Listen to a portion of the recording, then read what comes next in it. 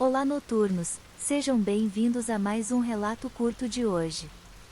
Esse relato foi enviado pelo Joaquim, e ele não disse onde mora.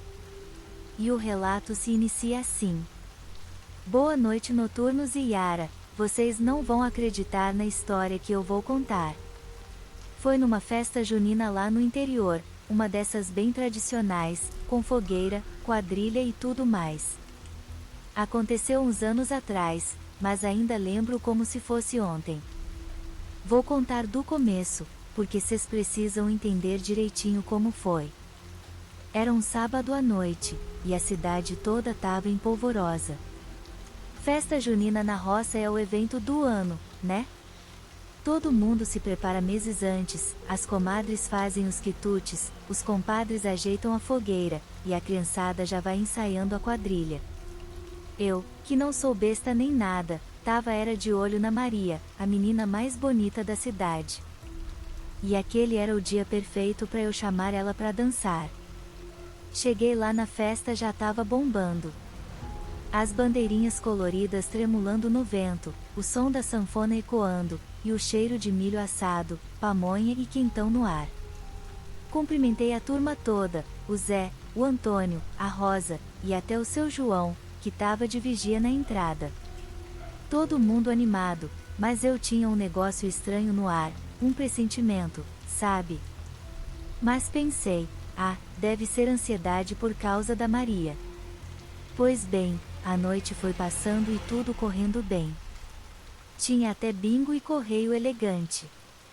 Eu já tava quase criando coragem para falar com a Maria, quando o Zé veio com uma história que fez meu sangue gelar.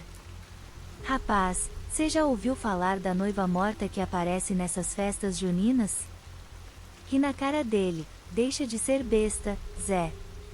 Isso é história para assustar criança. Mas ele tava sério, e eu comecei a ficar cabreiro. É sério, cara. Dizem que tem uma noiva que morreu no dia do casamento, há muitos anos. O noivo dela fugiu com outra, e desde então o espírito dela vaga por aí, buscando vingança. Olhei ao redor, as luzes piscando e o vento frio passando pela gente. Tentei afastar a ideia, mas era difícil. A festa continuava, o povo rindo e dançando, mas eu não conseguia tirar aquela história da cabeça. Foi então que vi. No meio da multidão, uma figura de branco, parada, olhando direto para mim. Meu coração disparou. Pisquei os olhos, e a figura sumiu. Fiquei na dúvida se era minha imaginação ou se tinha mesmo visto algo. Aí resolvi dar uma volta para clarear a mente. Passei pela barraca do beijo, pelo correio elegante, e fui parar perto da fogueira. O calor dela era bom, afastava o frio que sentia por dentro. Mas aí, de repente, o fogo pareceu ficar mais intenso, as chamas subiram alto, e eu ouvi um sussurro: Joaquim. Travei na hora. Olhei em volta, e nada.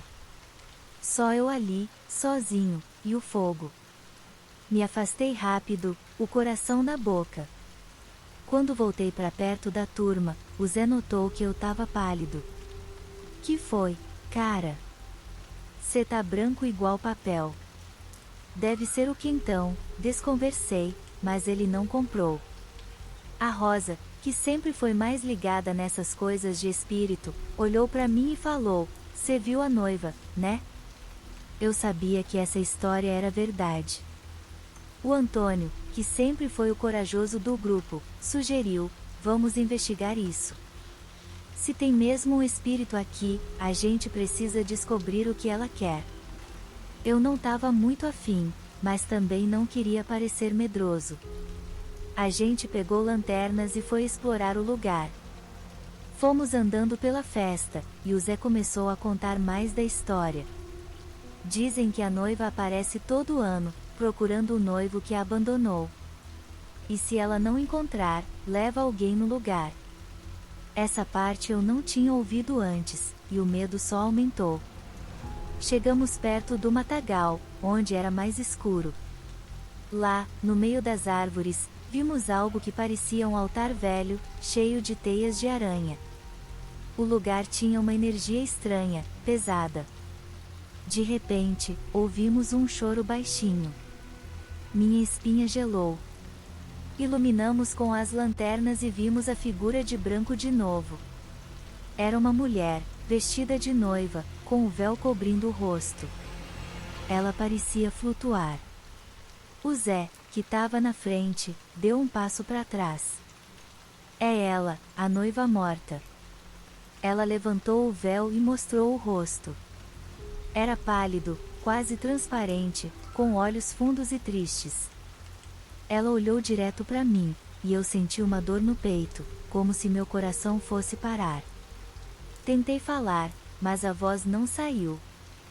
Ela abriu a boca e falou numa voz que parecia vir de outro mundo: "Você deve me ajudar. Eu preciso encontrar paz."